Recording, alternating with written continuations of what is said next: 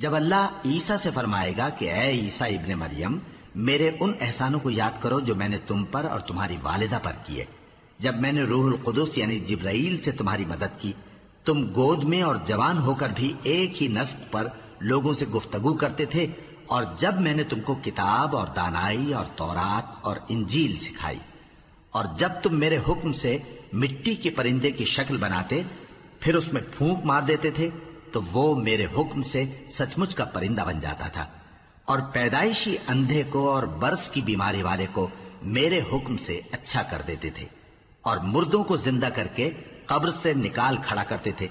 اور جب میں نے بنی اسرائیل کے ہاتھوں کو تم سے روک دیا جب تم ان کے پاس کھلے ہوئے نشان لے کر آئے، تو جو ان میں سے کافر تھے کہنے لگے کہ یہ تو کھلا جادو ہے، اور جب میں نے حواریوں کی طرف حکم بھیجا کہ مجھ پر اور میرے پیغمبر پر ایمان لاؤ،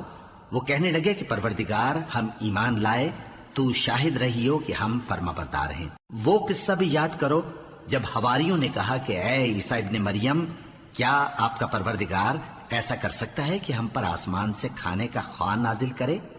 فرمایا اگر ایمان رکھتے ہو تو اللہ سے ڈرو۔ وہ بولے کہ ہماری یہ خواہش ہے کہ ہم اس میں سے کھائیں اور ہمارے دل تسلی پائیں اور ہم جان لیں کہ آپ نے ہم سے سچ کہا ہے، اور ہم اس خوان کے نزول پر گواہ رہیں۔ تب عیسیٰ ابن مریم نے دعا کی کہ اے ہمارے پروردگار، ہم پر آسمان سے خوان نازل فرما کہ ہمارے لیے وہ دن عید قرار پائے، یعنی ہمارے اگلوں اور پچھلوں سب کے لیے، اور وہ تیری طرف سے نشانی ہو، اور ہمیں رزق دے، اور تو بہترین رزق دینے والا ہے۔ اللہ نے فرمایا میں تم پر ضرور خوان نازل فرماؤں گا، مگر جو اس کے بعد تم میں سے کفر کرے گا